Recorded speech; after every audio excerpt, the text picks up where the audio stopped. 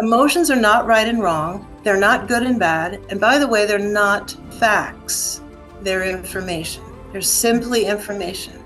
No more hiding, no more labeling emotions as good and bad and right and wrong, or mindsets as good and bad and right and wrong. They're information for us. And it is so vitally important for a authentically joyful, confident, peaceful life. Welcome to Mastery Podcast, where entrepreneurs and experts uncover the truth about health, wealth, and personal mastery.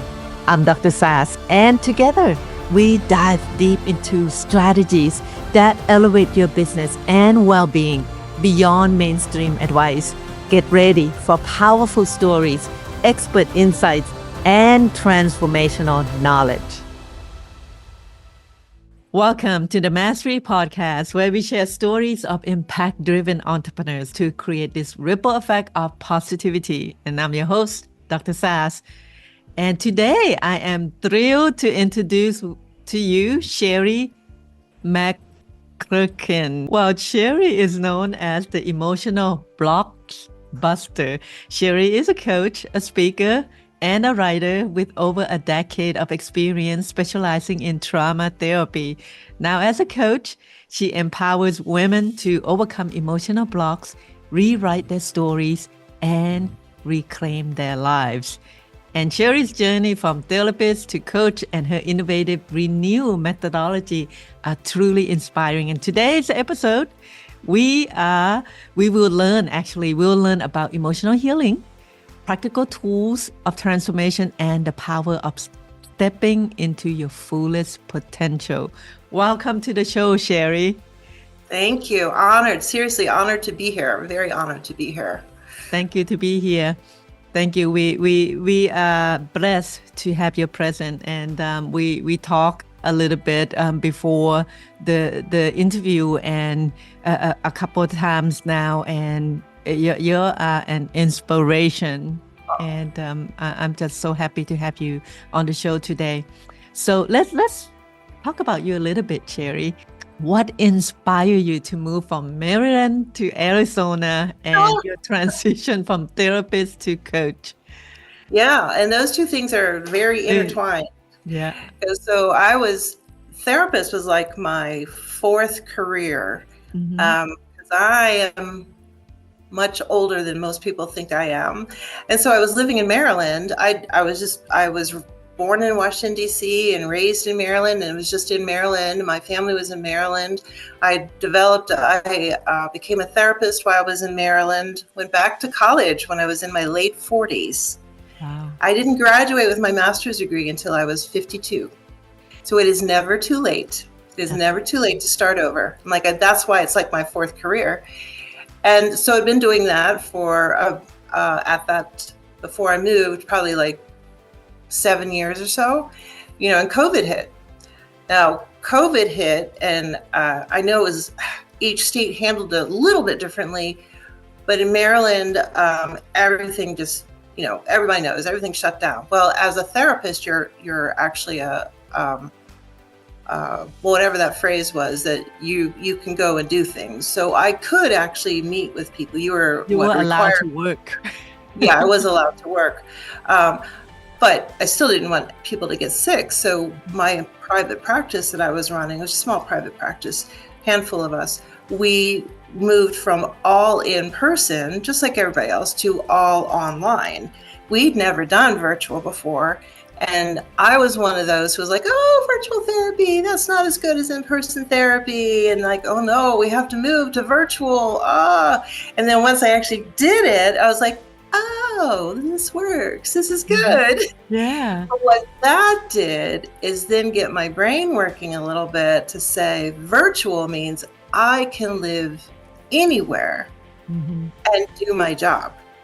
And then during COVID, that one winter, I was depressed just like everybody else because I'm single. And, we weren't allowed to be around anybody, and my family wasn't close enough geographically to me, and we didn't really want to get together anyway. Nobody wanted to risk it, right? So my entire social network was shut down. I was depressed just like everybody else, and you have clients coming to you who are also depressed and freaked out about all the COVID things and protecting their kids. It's like, that's not in our training. So it was very stressful. It was a very, very stressful time for all healthcare workers, including therapists. So that's when it really dawned on me, is like, why am I living in Maryland? Maryland has, well, at least in my area where I was in Maryland, which is Frederick, Maryland, a little bit western, but not fully in the mountains. It gets like cold, but not like snowy cold. So it's more of a rainy cold or an icy cold, and it's just kind of a little dreary, a lot of gray. Honestly, here in Tucson, my life is so different in ways I could never, ever had expected. So sometimes we really want to just step into that, what might seem risky or might seem scary or might seem overwhelming. Take a step. It doesn't hurt. I mean, really, worst case scenario, I could always move back to Maryland. Right. Right? I mean, what's the worst case scenario? Is it costly? Sure. But seriously, I could move back to Maryland. I could move back to Virginia where I know other people. That's the worst case scenario. That's not bad. I can handle that. Right. Right. A lot of people make excuses, right? They want to do something. Oh, it's too far. Oh, I don't know what it's going to be like. And you need to kind of just take a small risk. And what if you don't take that step, right? What could be? And like you say, if it's the wrong place, then you can always move back. And I remember way back then, I live in West Virginia. and after I graduated, I joined the Air Force and I moved to Biloxi, Mississippi. And my whole family and everybody was like, how can you do that? How can you leave the state? And I was like little Lieutenant Butterball. And, I looked like I was 12 years old. And I was like, I couldn't care less. I was like, I want to do what I want to do. And I think this is what life is about. And how did your personal experiences shape the work that you do today? Oh, that's such a great question. I would say probably the majority of us who are in some sort of helping profession are in that profession because of our own experiences. So when I say emotional blocks, I'm working on things like perfectionism and impostor syndrome and helping people have better boundaries and getting through avoiding conflict and that fear of failure and fear of judgment. Those are what I mean by emotional blocks. And I've experienced all of those things. I grew up in an alcoholic home. So in a home that has someone who has some sort of addiction, standard pattern process, the addict, in this case, my alcoholic father, becomes the focus of the family. Everything else gets neglected to some degree. And neglect can mean different things. In my case, the kids, and I'm the eldest, the kids were emotionally neglected and emotions weren't welcome. So I learned a lot of anxiety because there was tiptoeing around dad. Don't set off dad. And there was, you had to just always be, I played the good girl. So in my mind, this is the way kids work. In my mind, it was like, if I'm good enough, dad won't get all angry. If I'm good enough, I won't get in trouble. So to me, that meant that I was kind of mommy's little helper and I did good grades and I kept quiet. But what that really meant is I was kind of shoving everything down.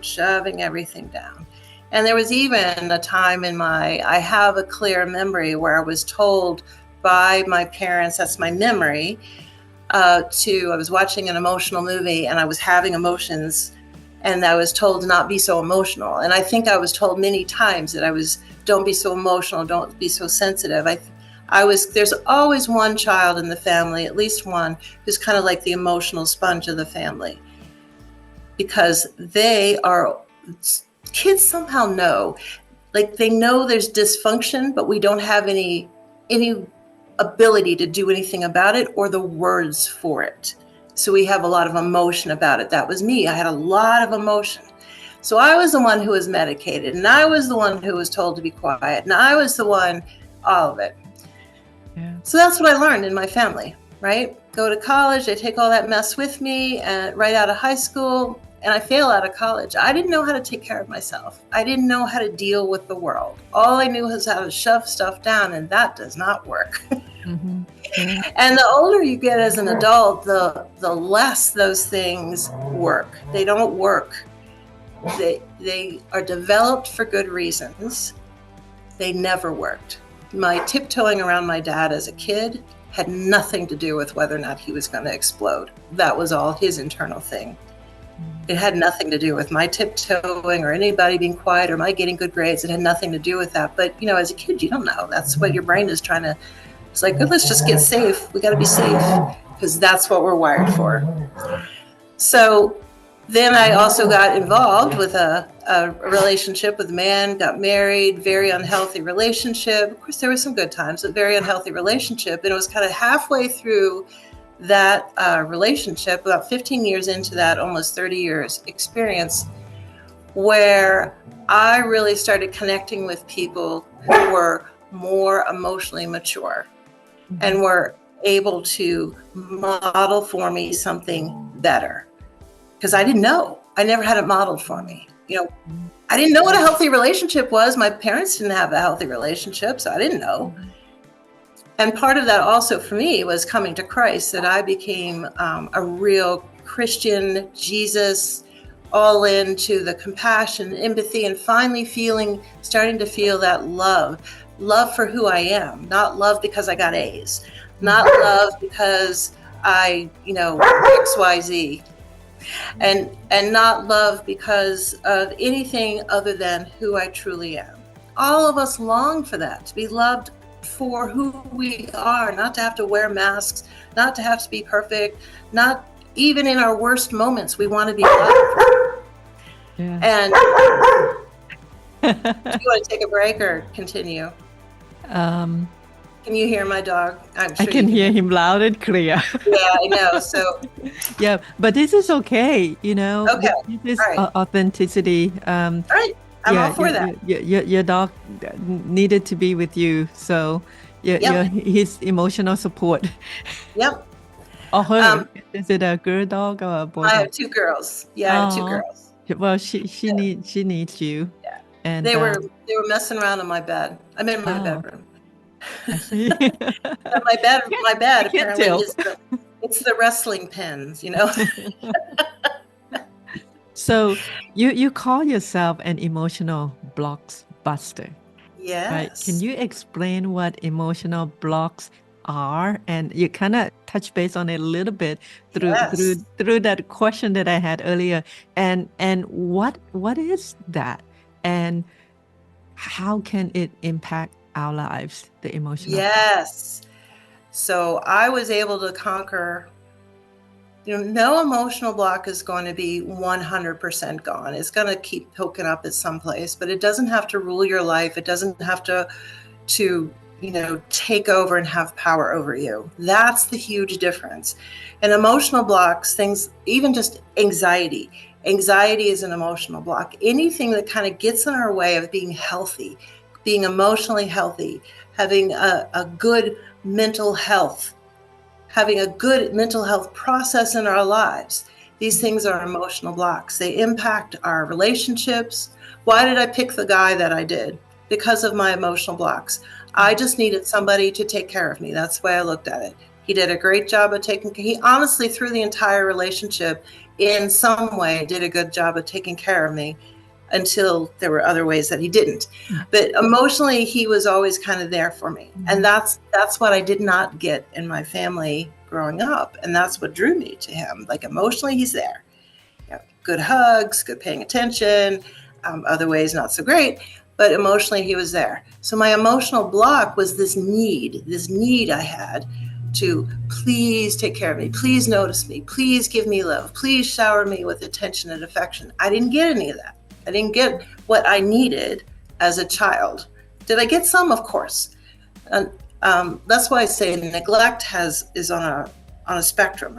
We weren't neglected, but our emotional needs were neglected, right? So I had this big hole in me that said, oh, fill me with love, fill me with love, fill me with love. And that was part of mine. Plus I was a perfectionist and had lots of anxiety. That's part of why I failed out of college in my early 20s, because I was just too anxious. I couldn't focus. I honestly didn't know how to make friends, because I was the mother's helper. So I didn't really have a lot of friends. I hung out at home. Mom was kind of like my best friend. I was put in charge of my brother and sister quite often. And so I didn't really know how to make friends. I knew how to be bossy and in charge.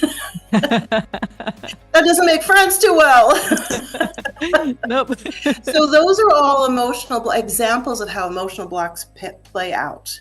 Right? So that perfectionism, that needing control, and women all over the place have these. Not just women, but I primarily focus on women. So the next E is embrace emotional healing.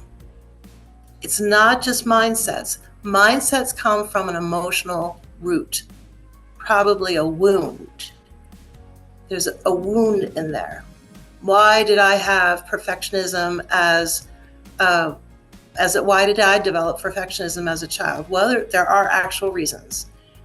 One is that I'm an eldest tend towards perfectionism because we only have adults around us when we're kids. Those are our primary examples. We don't have siblings. Our primary examples are adults, and we're comparing ourselves to adults. Kid to adult, of course. Kids can't do half of what adults can do and can't do them as well. So also in my family, with playing the good girl role and being in a family with an addict, an alcoholic, the good girl role says I have to do everything excellently in order to be loved. I have to do everything excellently in order to not set off dad. Right? So of course that's going to end up in perfectionism and anxiety. You can see it and hear it in there. And that's developed by a wound. There's a woundedness under there, that I didn't have my emotional needs met, that I didn't get the attention as I needed it as a child. So we come back around to engage in emotional healing as our second E, R.E.N.E. We're on our second E. Mm-hmm. And there are very specific things I guide people through to do the emotional healing. One of them that's highly, highly effective, and I don't really recommend you do this by yourself, which is why I'm a coach and I recommend you do it with a coach, is I really, really look at, let's just take my example of the perfectionism, or you said you had perfectionism. I would ask, when was the first time that you felt inadequate, or you felt something, you felt like a failure? Because that's really what perfectionism is trying to avoid, right? Yeah. When was the first time you remember feeling that way? Because we're looking for the root. I'm not asking you to relive it. We just want an example. And it doesn't even have to be the very first time it happened. It's whatever comes up in you. Yeah. So that comes up in you, and we'll take that memory, and then what we'll do with that memory is like, okay, now you as an adult who you are now, I want you to think about that memory, but have you as an adult enter that memory. And I want you to go to your younger self, and you give your younger self what you needed. So we're recognizing that we have needs. We're recognizing what those needs are. We're recognizing that we didn't get needs met when we were younger. So let's learn to take care of ourselves. So perhaps you come into that memory and you give that younger self, maybe they just needed to have someone come in and say, you know what?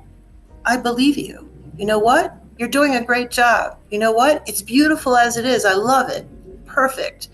You know, maybe you needed someone to come in and say, you are so good as you are. You just don't understand how marvelous you are. Let me help you hear how marvelous you are. Whatever it is. it's good. This is good. And it doesn't have to even be everything. None of this is, we're not looking for perfection here. We're looking for starting to understand what our true needs are, what we didn't get met, that we can meet them. This isn't about blaming anybody. This is just looking at reality. We got to learn how to take care of ourselves.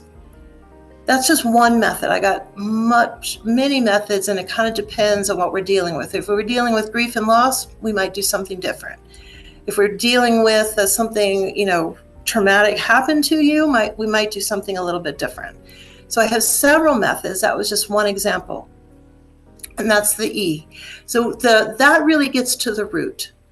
So my example is like dandelions. We can cut off a dandelion at the grass level, and it will go away. You won't see the dandelion for a while. You'll think that it's gone, but because of its extensive root system, that dandelion is going to come back. That's why we don't stop at mindsets. We go into what is fueling those mindsets. There's emotional woundedness fueling those mindsets. Let's heal that. And it's really not that complicated or difficult. It's just knowing how to do it. I know how to do it. And then the W, the final one, R.E.N.E.W, is really, that's walking in wholeness with Christ, because all of this is about our being able to receive the love of Christ in much more volume, much more authenticity, have that closer relationship. Because the more we can identify with Christ, the more the rest of the stuff doesn't matter so much. It can't. If I make a huge mess of something in a huge public setting, but my identity is in Christ, while of course I'll be upset about making a mess in public, and it might be embarrassing, I'm not going to be shattered. Because my identity is not based on what other people think of me. And my identity is not based on whether or not I do a fantastic job at all times. My identity is based on something that's permanent and real and fills me with the love that I really need. Yeah. Thank you for going through that whole set. And I'm like staying quiet. I was like, wow, you actually know something now. That's why you Surprise, I know things. Yeah, and I want to make sure that we include everybody. That W, the wholeness, being whole is our spiritual being, right? People may know Christ on a different level or call Christ or God differently, and that's what I think they need to get in touch with, right? It doesn't need to be a certain religion. It just a belief that whatever you call that spirituality, that part of yourself need to be whole, and you call that love. So yeah, let me clarify that I do not exclude people that don't call themselves Christians, and I do not evangelize. I am talking from what I know is healing, and I'm talking from that perspective, but I do not push that on anyone. Let me just clarify that. But my perspective of Christ is interwoven into everything that I do. That's one of the benefits of being a coach over a therapist. As a coach, I can be fully me. As a therapist, authentic. I have to be more of a kind of a blank, kind of like I'm not part of this in the room. It's all whatever you need. But as a coach, I'm much more authentically me. Yeah. And so for me, it is Christ. But yeah, I don't evangelize. I'm not trying to make anyone a Christian. I'm just reciting how that's based. That's how it came to me, and that's what it's kind of based on. Yeah, absolutely. I know we had this conversation before when we talked the last time. I just want to make sure that everybody is aware that you're not evangelizing, and even if you are, it's okay, right? That's your belief, that's your truth, that's your authenticity, and I think Jesus Christ is perfect.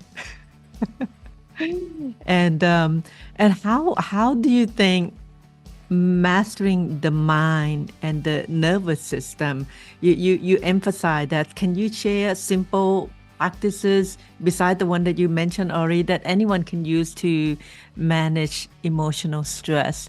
I know you said the basket, right? The emotional basket. That Yeah. is one thing. Find the thing Yeah. that really work for you, and I like that. I think it's Yeah. something simple that people can do. And is there any other thing that you want to share with our audience at this moment where they can just like, oh yeah, I can use that to manage my emotional stress? Sure. Yeah. So like I mentioned, the cold, I love cold and ice. That works very well for me. That's what I do. But any kind of strong sensory. So what I usually say to people, my basic thing is ice on the cheek, strong aroma, strong flavors, stretching, really stretching. So stretching not only brings the calm to the nervous system, it also very nicely releases whatever's kind of built up in our muscles and our ligaments and our joints and all. Stretching is wonderful. I teach a lot of stretching, and it's really stretch. But again, none of this stuff has to be done for more than like 20 or 30 seconds. Yeah. That's how effective it is, because there's brain reasons, which I can go into, but I go into in my coaching. I give you the information of what's going on in your brain and why this stuff is really effective. And it can be that simple, like a really, really good stretch, right? That's, when we're told things like, like you and I are sitting, and I don't know about you, but I sit a lot for my job, right? In my work, I'm sitting a lot. So we've had this advice for a long time of get up every now and then and just kind of move around. And honestly, they gave that information, that advice for one reason, but from a nervous system reason, also excellent advice. We need that change. We need to get the body moving. That's one way. It's not the only way. If you can't move your body, there's other ways. But that's why I'm like, just simple stretching, or some strong flavor. Like I usually say like a hot cinnamon or a powerful mint, honestly that will also calm your nervous system. So what I tell people is, go get your little tin of Altoids or your little Tic Tacs or whatever it is you prefer, buy 5 of them, have one in your car, have one at your desk, have one in your bathroom, have one in your kitchen, have one in what you carry around with you, your backpack, purse, whatever. So it's right there. You don't have to think about it. You can see it. It's right there. Visually make sure it's easily accessible, and you feel kind of something coming on, pop a mint. Beautiful. And then so we're recognizing you just did the R&E, recognize and respect mindsets and emotions, and E, engage and calm in mind, body, and emotions. And then that gives us some clarity that we can then say, why was I starting to feel that just then? And that brings us into the mindsets and engage in healing. But it needs to happen in kind of that sequence, because an overactivated nervous system is not open to learning. Before we hop on our interview, you actually talk about you were running several workshops, and one of them was the impostor syndrome, which a lot of us in this age group, right? When you have your career and stuff like that, you need to show up like spick and span, right? You have to be perfect for your job, for your presentation or whatever, for your spouse, for your kids, and you're the answer to it all. And that's one of the stuff that you offer. And we had a great conversation about that. Do you want to say something about that at all? Sure. So right now, this is January when we're recording this. I don't know when it'll be presented, but right now I'm running a series of workshops. One is on boundaries, one's on perfectionism, one's on imposter syndrome. It's so interesting to me that the imposter syndrome really grabs people. And what I teach, I walk you through the healing process on imposter syndrome, because imposter syndrome is not one thing. It's fear of criticism, it's fear of failure, there's perfectionism intertwined in there, there's a whole bunch of anxiety, and there's a whole lot of not being able to say I'm good at something. That's the key to imposter syndrome. The core of the definition is that regardless of all these successes and accomplishments, we can't see them. Like, no, I'm the sum of my mistakes. Right. No, those were just luck, or those were just my team, and when people that truly have imposter syndrome are dealing with it, are saying, hey, it was my team or it was luck, that's not from a humble standpoint. That's from a real belief. They don't believe they had anything to do with it, or had very little to do with it. Yeah. But yet everyone else is saying, hey, you were so good. I had a client who was just excellent on so many different instruments. She was just so beautifully musically talented, and she was sought after. She was a sought after musician by all these different groups and by different conferences, and sought after. And people would constantly tell her that her music moved them. She could not take it in. She was like, no, not me. No, not me. But they had a genuine reaction, and she was the musician. So how could that not be her? Right. But that's an example of imposter syndrome. And it's not pride to be able to say, I do this really well. Yeah. That's simply acknowledging this is my gifting. But I can also tell you what I don't do really well. Yeah. I can give you a long list of things I don't do really well, and I'm totally fine with that. I don't have to do everything well, but I know what I do well. I know what my strengths are. That's actually knowing ourselves. Mm-hmm. And so when breaking through imposter syndrome, I take people through, this is maybe the words that we use, but what does that actually mean underneath? So I take them through the healing process. What does it mean underneath? Mm-hmm. So say, like I gave you the example of that one client who's a musician, when she's like, no, she couldn't take compliments. She didn't want any compliments. She couldn't take them because she didn't believe them. She had no idea what these people were talking. She genuinely had no idea what they were talking about. Yeah. So when she's saying no, right? Self-love. Learning to accept who we really are authentically. Like, I know my mistakes, I accept them too. They are also part of me. Yep. Because I also know that that's not who I am. I'm not my mistakes. I'm also not my accomplishments, but I can name those too.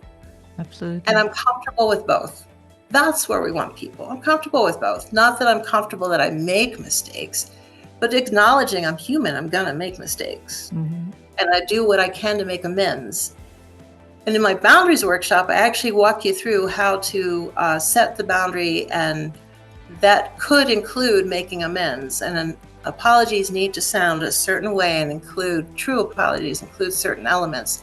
Mm-hmm. So yes, I teach people all these different aspects because sometimes we just don't have the words, we just don't know. So in that client's perspective, when she says, no, she'll say thank you, but she doesn't really mean thank you because she can't take it in. What she's really saying is she doesn't believe that she's good enough. There's a not good enough in there. Yeah. And then we can take that and we can go even lower. It's like, okay, well, what kind of woundedness is under there to generate that in this circumstance where you were the musician, they had a great experience, and you're denying that that experience happened. Internally, you're denying it. There's got to be a wound under there. So then we look at the woundedness and we go through the healing process for that woundedness, because that's the root. We're looking for the root. And I take people through that in my workshops. I give them the healing steps to go through in my workshops. Great. Awesome. Thank you for giving us some context about that. I just want the audience to know what is available out there, and they don't realize, we feel all this emotion, right? But we don't understand what they are, the emoji. That's right. and they are all good. They all serve a purpose, right? If you watch the emoji movie. Oh no, I didn't watch that movie. Maybe I'll have to go back and watch that movie. There's two of them. There's emoji 1 and emoji 2. They're fun to watch, and then you're gonna get it because it's all Okay. emotion. Now, That's fun. yeah, it's super funny. And what I got from that movie was, you know, every emotions are good. They serve a purpose, Yep. and we just need to understand them, why they are there, and Right. embrace all those emotions. It's But simply information. It's just information. it's If we can information. start looking at it as information, just like Mm-hmm. if I'm reading a book, when I'm reading a book, I don't get offended. You know what I mean? Like it's different. Yeah, I see it as just, if I'm doing some research, it's just information. If absolutely. we can kind of see our emotions the same way, instead of letting them take over, they don't have to take over. We actually have more influence than we recognize that we have. We Yeah, have a lot of influence. we can control our emotion. Yeah, I didn't want to use the Talking word about control, but yeah, it's yeah, basically a yeah, control. Yeah. yeah. Um, Let me ask you this. Can you give us a couple example of your previous client? You don't need to name them, but what kind of transformation, like what roadblocks were they experiencing? And after they get through your program, what did they uncover, and what was the win for them? Yeah. So I had one client um, who had this belief of herself that she was potentially a very dangerous, aggressive, violent person. Mm-hmm. And she based that on um, it. The base of it was, she admitted she had a memory of childhood. She was maybe 10, 11, 12, in the tweens there, where she and her sister were in her room upstairs in the house, and mom and dad were downstairs, and she's the older one, and she was running around chasing her sister holding a knife. And yes, I'm not saying that that's a safe situation, but she based her whole belief of herself being aggressive and potentially dangerous on that memory. So what I did is I kind of walked her through. First, I told her, in my experience, and I've worked with a lot of traumatized people, Mm-hmm. actions like that from a kid don't come from nowhere. They come from something. Mm-hmm. You've seen that somewhere to know to even do that, to even think that, to even acknowledge that as a something to do. So I started to asking her questions about, how did mom and dad handle anger and handle, conflict in their marriage. And she easily rattled off, oh, they were very distancing, the cold shoulder for days. They would throw things at each other, and a couple other things. And then we worked, and I'm like, can you see the connection between that memory, that one memory you have, and what your parents modeled for you on handling anger? And like, she had this epiphany, and I'm like, it wasn't your fault. It was not your fault that incident happened. And I would guess that there's earlier memories that you're simply not able to access, which is fine. But I would guess that there's earlier memories where you got some really rough treatment from your parents. Given the way they treat each other, I would bet they treated you and your sister, you in particular, because you're the eldest, in very, maybe somewhat abusive ways. Mm-hmm. And she was just those were aha moments for her. And those allowed her to start seeing herself in a whole different light, because up until then, she felt like she had to keep tight control of herself. No negative emotions, because it might end up going into that, really scary, aggressive Mm-hmm. area. Like tight control of herself. And she would blame herself for all things that didn't go well in her relationships, because she's the aggressive one. She's the potentially violent one. And so all of that got cleared away, because we were able to take that root. We got to the root. We were able to heal that root. For her, it was putting it in its proper context. And honestly, I don't hold children. Most of the time, I'm not going to hold children accountable, because it's not that what she did was okay. she was a kid, doing it from a kid's perspective with a kid's level of understanding and for kid reasons that got modeled to her by authority figures. Mm-hmm. And I'm not blaming the authority figures, but let's look at things accurately. Where were your parents when this was going on? And again, not blaming, but to put it in its proper context. You weren't the one responsible for this stuff. You weren't responsible for taking care of your sister. You weren't whatever. She couldn't remember anything in her life before then. And that says a lot too. Yeah. But working through that with her just opened her up. Like her joy level just blossomed. So for her, we needed to get through this belief that she was an aggressive, potentially very violent person, and she put everything else in that bucket. So she had a very, very difficult, she was a single parent for a long time. And she has a child who had mental health situations and was a very, very difficult child to deal with because of those mental health situations. She blamed herself for yelling and screaming at that child. It fell into the same bucket of, see, I am violent. See, I am aggressive. See, I am this horrible person and I have to control myself. And I'm listening to her and I'm going, I don't know any parent that wouldn't have yelled and screamed at their child in that situation. You get frustrated. You can't know what you don't know. Your child was difficult. Not blaming, let's just be real.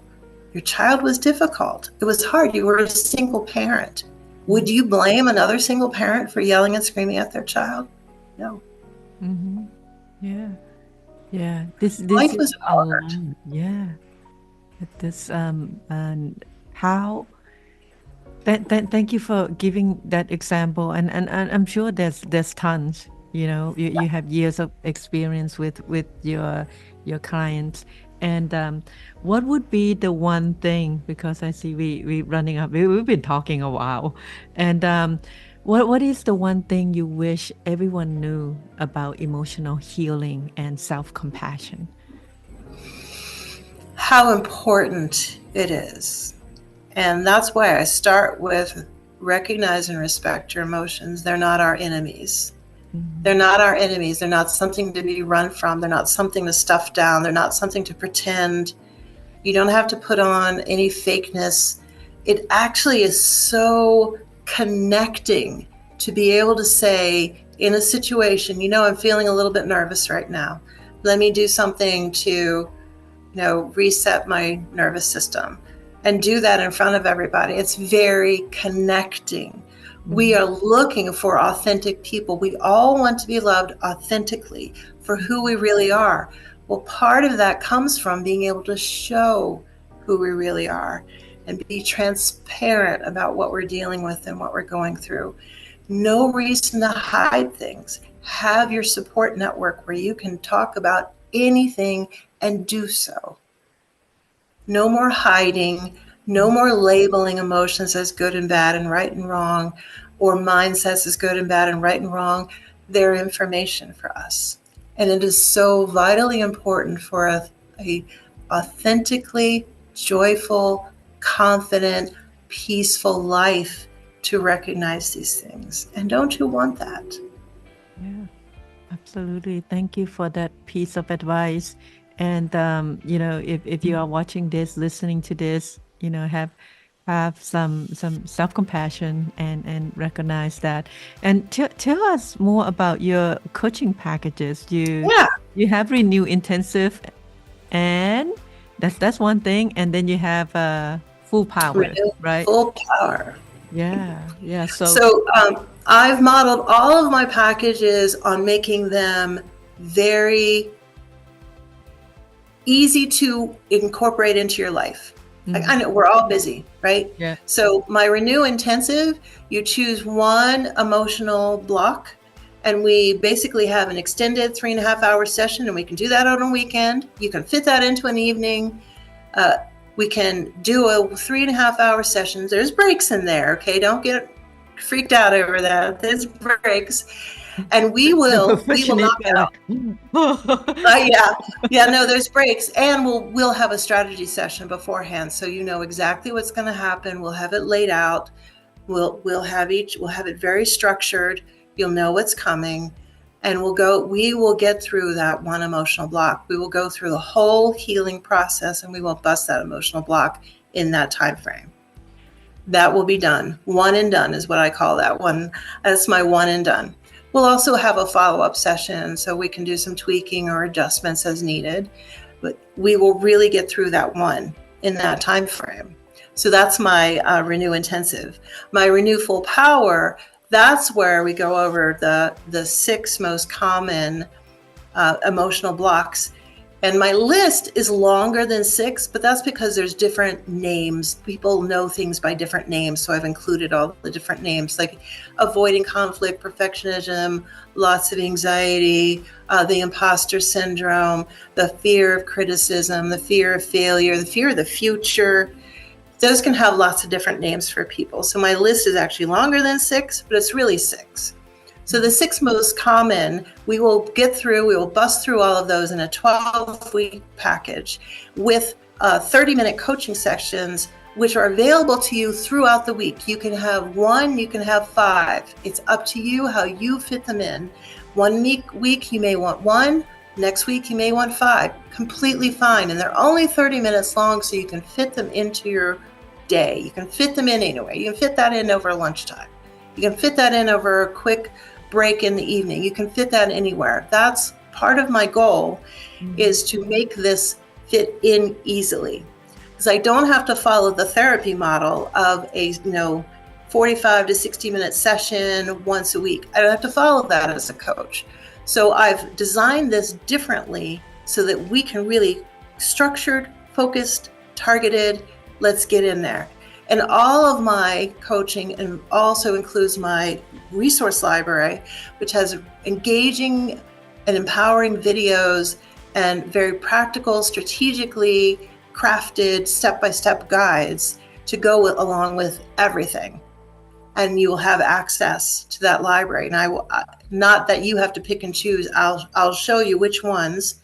I'll recommend which ones are best for whatever you're dealing with at the time. And those are my packages.